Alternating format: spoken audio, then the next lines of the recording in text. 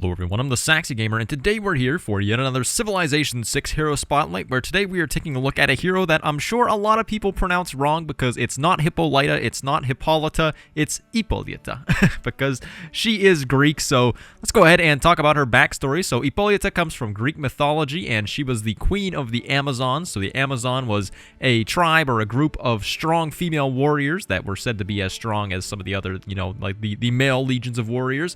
So, in the legends, she does play a big part in the ninth labor of Hercules. So, we talked about Hercules in the last episode. So, if you haven't seen that one, check it out. But in the ninth labor of Hercules, he was supposed to go and retrieve the girdle of Hippolyta. So, a girdle is pretty much like a belt. Think of a champion's belt pretty much in this context. And that was what Hercules was tasked with doing. So what actually happens whenever Hercules goes to get this belt is, it varies between stories. So in some versions of the legend, Hippolyta is just very enchanted by Hercules, because as we know from the last episode as well, Hercules was a little bit of a ladies' man. So Hippolyta, I'm going to mess up the silent H a lot because I don't speak Greek, obviously. But anyway, she was so enthralled by Hercules and, his big manliness and whatever, that she just gives it to him in some versions of the story. But in other versions, what happens is the goddess Hera, who, if we remember from last time, hates Hercules, comes out and appears as one of the Amazon women and spreads a rumor that Hercules was there to kidnap the queen. So they attacked Hercules, and in the ensuing fight, Hercules then kills Hippolyta and takes the belt. So either way, Hercules does succeed in getting this belt. It just varies as to whether or not Hippolyta dies. So really not a super exciting legend. It's just kind of like a smaller part of the legend of Hercules. I don't think that Hippolyta really has that many stories aside from this, so kind of an underwhelming one for this episode. So now let's go ahead and take a look at what Hippolyta does in Civ 6. So as most of the heroes do, she does have a bonus for moving in certain terrain, and it is hills for her, so she will ignore all the movement penalty in hills, the same as Hercules. The other thing that she does have a second passive ability, and it makes it so that she automatically heals 20 HP every turn. So this is regardless whether she moves, attacks, or does anything, she's going to heal 20 HP every single turn nonetheless.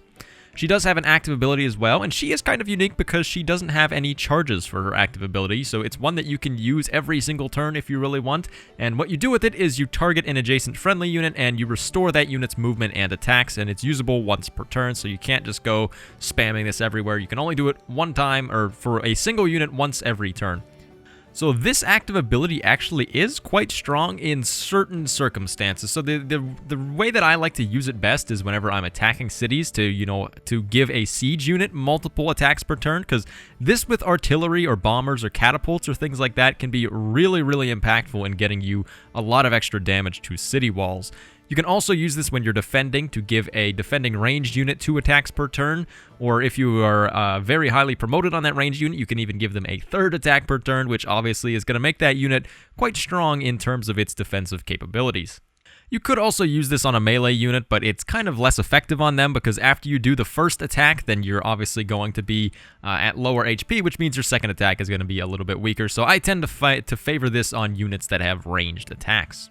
The other thing that I should mention about Hippolyta is that she does count as an anti-cav unit, which means she is going to get a combat strength bonus against cavalry units. So if you are having to defend against cavalry and you want to get a hero to help out, perhaps Hippolyta will be the one for you.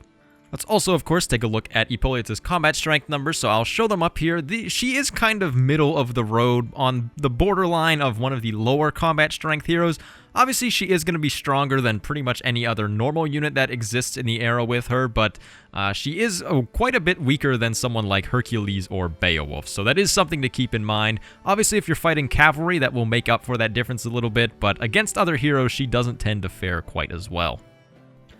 And now let's go ahead and give Hippolyta her rating. So if you're new to this series, all that you need to know here is that these go on a 1 to 5 scale, with 1 being the worst and 5 being the best. So for the use cases for when you should consider recruiting Hippolyta, there's really 2 that I can think of. One of them is to use her as a really nice tank unit because, as was mentioned earlier, she does heal 20 HP every single turn, so no matter what, if she's soaking damage every single turn, she's going to heal a good bit of it up. 20 HP, that's pretty much a 5th of her total health, so that's going to allow her to soak up many more attacks before she actually dies.